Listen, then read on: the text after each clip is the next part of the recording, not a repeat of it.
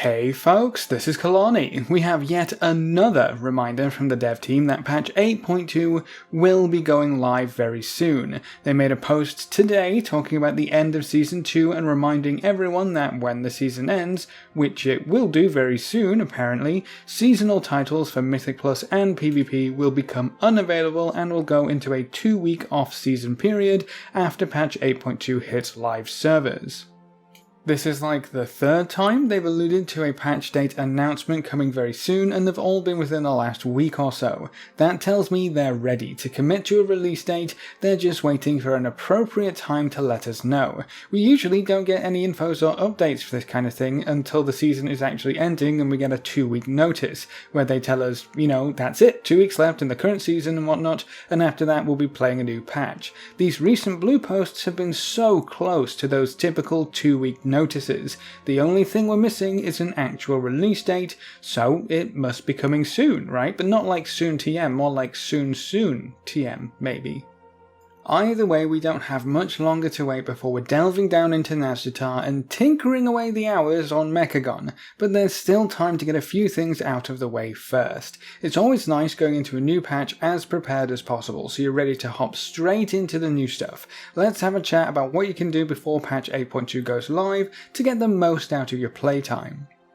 Perhaps the most important feature in patch 8.2 is the Heart of Azeroth Titan Essences. We'll be empowering our hearts further, but this time we're leaving the Azerite gear behind. You won't have to regrind for any traits in patch 8.2, providing you're at the max Heart of Azeroth level for the current patch. Any and all trait requirements from this point forward will cap out at level 50. So if you have a heart level of 50 going into patch 8.2, it doesn't matter where you get your Azerite gear from, whether it be some older raids in BfA, the new Mechagon Mega Dungeon, or the Eternal Palace raid. You'll be able to unlock and select any of the traits on that piece of gear right away. No regrinding necessary. What we will be empowering is the heart itself. There's a new system where we'll collect powerful essences to use special abilities within the Heart Forge, so all of our artifact power will still go towards leveling up the amulet, but we'll be progressing in the new essence system instead of the Azerite gear system. There's a few key slots to unlock in this system. The first one is the major slot. You'll actually get this regardless of your amulet level, so you can rest easy if you don't have enough time to get all the way up to 50 before the patch hits. The other 2 slots are the minor slots. These will unlock at 55 and 65 on your amulet, so we'll be grinding AP for quite a bit in patch 8.2. The closer you are to 50 before the patch goes live, the closer you'll be to that first minor slot, which could prove to be a huge performance booster, so there's a few reasons to try and reach that 50 cap before the patch goes live. Another major feature of patch 8.2 is the reintroduction of flying. Yes, it's that time again. We'll be allowed to shake off the shackles that bind us to the ground and take to the skies once more. That means we can soar over any obstacles in our way, we can zoom from herb node to herb node on our druids who we always level just for herbing and this flying moment, but more importantly we'll be able to actually use our flying mounts properly again.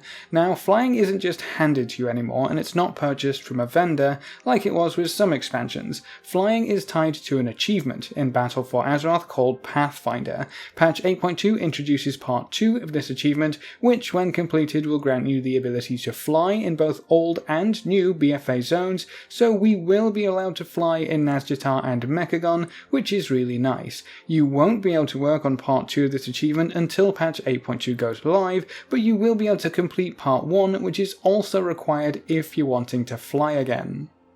You've probably got most, if not all of this done by now, but if you've been slacking a little bit, now is the perfect time to get caught up. You'll need to reach Revered Reputation with all 6 starter BfA factions. That's the 3 factions for your leveling zones, your PvP faction, the Champions of Azeroth, and the Tortollan Seekers. Finish up all of the zone's quests and knock out your world quests each day, and you should get to Revered no problem. You also need to complete 100 world quests, as well as explore Battle for Azeroth, which shouldn't take very long at all, finish your faction zone storylines, and complete the first section of the war campaign. Again, most of you should already have ticked this all off, but if you're missing anything in part 1 of the Pathfinder achievement, you'll probably want to get it all sorted before patch 8.2 hits live servers, so you're not playing catch up with anything else. Professions will also be getting a rather interesting update. There's new gathering resources for miners, herbalists and skinners, as well as new fish and new meats for cooking. To get the most out of this new gold mine, you want to be maxed out with your gathering professions and whatnot, because this update also includes some new levels for all professions. Everything's going up to 175, I believe, from 150. The higher you are when the patch begins, the faster you'll get your higher ranks of all your skills and the more resources you'll be able to obtain, either for yourself to use or simply to sell to rake in all that early patch gold.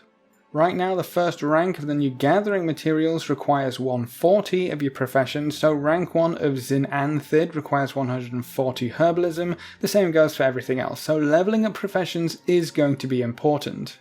As you might expect, there's also a wide variety of new recipes that use these new raw materials, including new crafted gear, new potions, and even new flasks. I think alchemy is going to do incredibly well in patch 8.2 because basically all of our raid consumables are getting upgraded and replaced, but the new recipes will use the new herb, which immediately gives that herb incredible value. So if you want to make some gold, get attuned with herbalism and alchemy up to max, and get ready to pick up those new flask and potion recipes ASAP.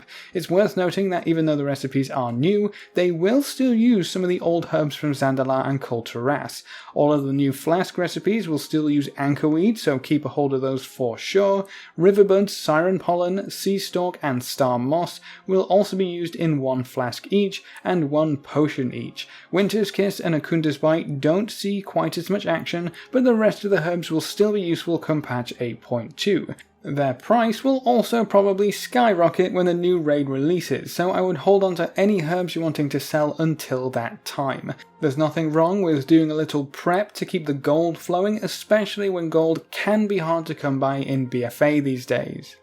With the beginning of Season 3, that's 2 weeks after the patch 8.2 goes live, the new raid will open up, which is also going to be the cut-off marker for the current raid achievements like Ahead of the Curve and Cutting Edge, both for the Battle of Desert Allure as well as the Crucible of Storms, so there's 2 raids to get done this time. If you haven't quite managed to knock out Jaina or Unat on heroic difficulty to secure your AOTC achievement yet, you don't have much longer if that's something you're wanting to tuck under your achievement belt.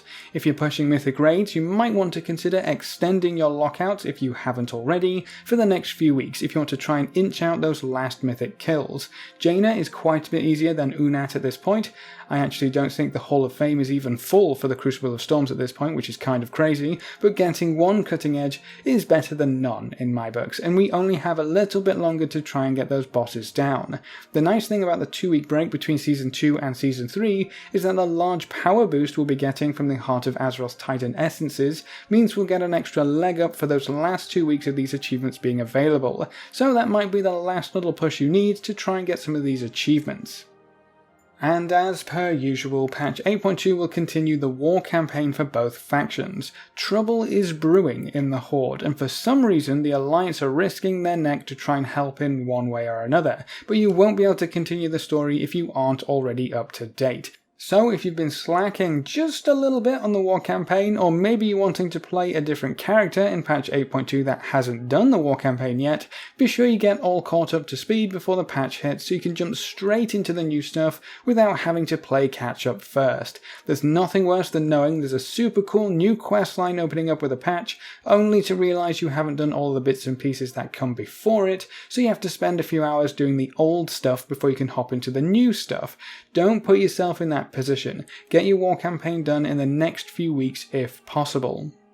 I would also recommend getting your hands on a water walking mount. This might seem like a bit of a weird suggestion, especially with the mount equipment coming in patch 8.2 that allows any mount to walk on water, but that's exactly why you should get a water walking mount now. There's 2 reasons. The first is that the new piece of mount equipment, which allows all of your mounts to walk on water, is sold by the same chaps who have the water walking mounts in their wares for the same requirements. So if you need Exalted with somebody to get the water walking mount, you need Exalted with that very same person to buy the water walking mount equipment. So if you have the water walking mount unlocked with Nat Pagal, you know, Angler's reputation and all that good stuff, you'll be able to purchase the water walking mount equipment from him as well. It just saves you a bit of time trying to find the best place to work towards the equipment if you already have a vendor who can sell it to you. I think the Water Strider from the Angler's Reputation is still the easiest one to get. Just grind out that reputation or wait for the Mist of Pandaria time walking event and buy all of the rep you need with the tokens. It's really easy and fast either way you look at it.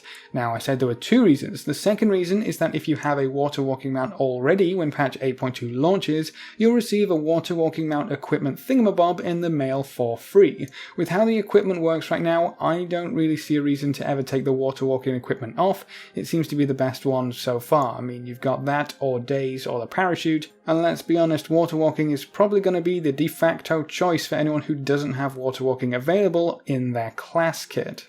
Not everybody can be Death Knights or Shamans.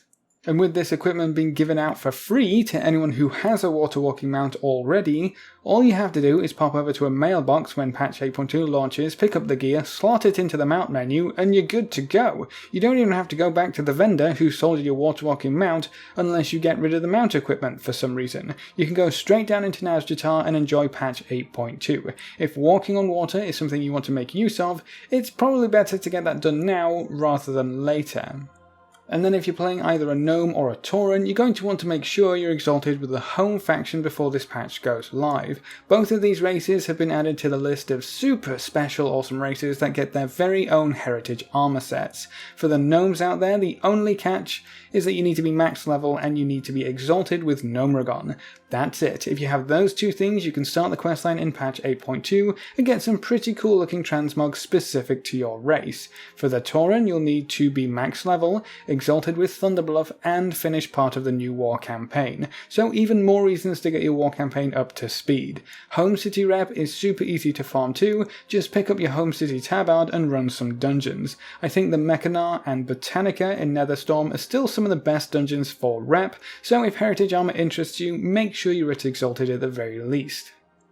And that's everything you should get done before patch 8.2 goes live. If you want something else to work towards, a little bit of extra credit per se, I would try and hoard a little bit of gold. These new potions, flasks and raw materials are going to be pretty expensive. If you're wanting to keep up to date with consumables, you're going to be spending a good chunk of gold, and that's without even taking food buffs into consideration. I would try getting your profs up to speed, even fishing and cooking, so you can make everything you need yourself and sell off the rest to put some gold back into your pockets instead of putting it into the alchemists and herbalists' pockets. Just some food for thought. But that's it for this video. What are you most excited about in patch 8.2? Is it the new zones, the new profession recipes, the new raid and dungeon, or maybe it's that new essence system? Is there anything that wasn't in this list that you're going to make sure you get done before patch 8.2 hits live servers? Leave all your thoughts in the comments section below. A big thank you to all of our supporters over on Patreon. You can see their names floating by on screen. If you want to join these lovely guys and gals, you can find a link in the description below. Remember to leave a like just below the video before you leave. If you want to see more, make sure to subscribe. But apart from that, thanks for watching folks, good luck and have fun, and as always I will see you next time.